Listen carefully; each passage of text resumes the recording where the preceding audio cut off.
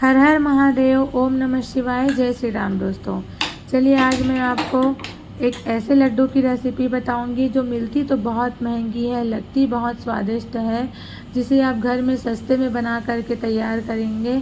और इस तरह से मैं यहाँ पर वनस्पति घी ले ली हूँ और बेसन की क्वांटिटी और घी की क्वांटिटी आप थोड़ी थोड़ी पहले लीजिए। बाद में कब मिलाना है घी, कब नहीं मिलाना है, मैं आगे आपको बताऊंगी। तो इसके लिए ज़्यादा मेज़रमेंट के लिए डरने की बात नहीं है। बस आप इसे शुद्ध घी में ट्राई करेंगे तो टेस्ट बेहतरीन होगा, और अगर आप इसे वनस्पति घी में ट्राई करेंगे तो टेस्ट बहुत अच्छा, बेहतरीन तो नहीं, मार्केट जैसा तो नहीं, पर मीडियम अच्छा बन जाता है। तो आप इसे वनस्पति घी में भी ट्राई कर सकते हैं, अच्छा बनता है। तो यहाँ पर वनस्पति घी मैं ले ली हूँ और मुझे ये बर्तन छोटा लगा, तो आप मोटे तले का कोई सा भी कढ़ाई ले सकते हैं।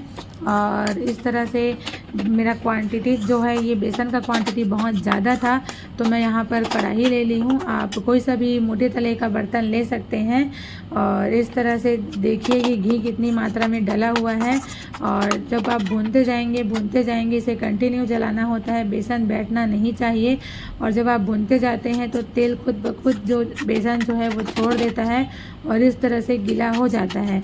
जब आपको भूनते हो जाए और बेसन आपका सुनहरा होने लगे धीरे धीरे, याद रखिए इसको तेज़ आंच में नहीं भूनना है, इसको भूनना है कम आंच में।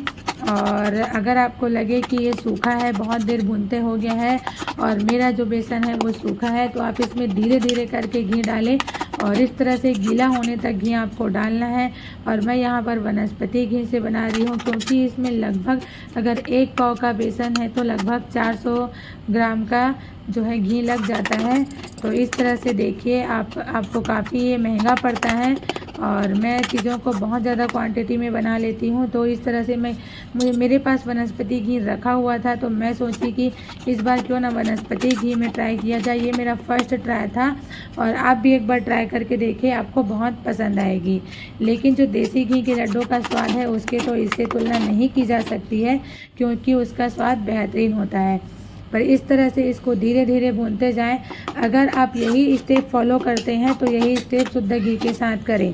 आपको इस तरह से गीला होते तक आपको घी मिलाना है। और एक टाइम पे क्या होगा कि ये बहुत तेज़ गर्म हो जाएगा, कढ़ाई भी बहुत तेज़ गर्म हो जाएगा, तो आपको कंटिन्यू इसे चलाना पड़ेगा और इसे लाल होने तक, खुशबू आने तक इस तरह से भूनना है। देखिए पहले थोड़ा किस तरह से पीला कलर का था और अभी ये सुनहरा हो गया है। तो पेशेंस बनाए रखें, 15 से 20 मिनट, 25 मिनट भी लग सकता है। इसे मीडियम फ्लेम में भूंजें और पहले तो इसे लो फ्लेम में भूंजें, बाद में मीडियम फ्लेम में भूनें। और भूनने के बाद इस जब बिल्कुल सुनहरा हो जाए और अच्छे से घी को छोड़ दे तो मान लीजिए कि ये भून गया है। अब यहाँ पर मैं तगार बना रही हूँ, जिसे बूरा चीनी भी बोलते हैं। आप इसमें शुगर पाउडर भी डाल करके मिला सकते हैं, लेकिन जब आप इसमें शुगर पाउडर मिलाएं तो ये जो हमारा जो घी का बैटर तैयार है, जो डो तैयार है, जो बेसन का है, उसे आप ठंडा होने दें तभी उसमें शुगर मिलाएं, वरना गरम गरम में आप शुगर मिलाएंगे तो मेल्ट हो जाएगा और वो गीला हो जाएगा, तो वहाँ पे वो मिठाई बन जाएगा। तो अगर आपको लड्डू बनाना है तो ये तगार होता है। तगार कैसे बनाते हैं मैं आपको पहले भी वीडियो में दिखा चुकी हूँ, मैं आपको फिर से दिखा रही हूँ कि चाशनी को गाढ़ा होते तक पकाएं। शक्कर ज़्यादा ले, पानी कम क्वांटिटी में लें। जैसे 4 हिस्सा शक्कर है तो उसका 4 हिस्सा के 1 हिस्से का आधा, यानी कि 4 गुना है तो 1 हिस्सा, और उसका भी आधा आपको शुगर लेना है और इस तरह से चलाते जाना है।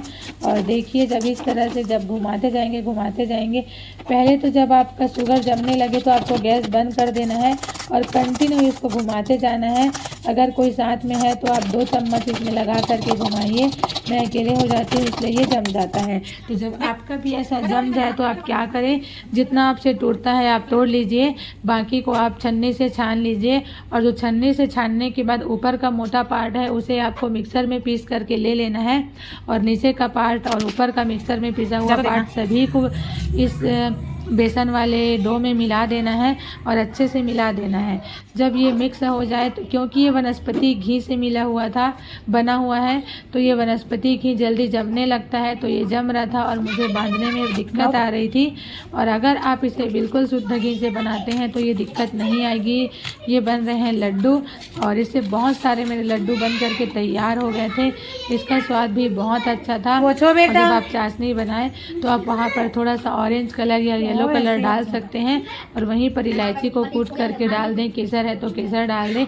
मैं बस वहाँ पर इलायची डाली थी और इस तरह से मेरे लड्डू बन करके तैयार हो गए। इसे बनाने में थोड़ा मुश्किल मुझे लगा क्योंकि ये वनस्पति घी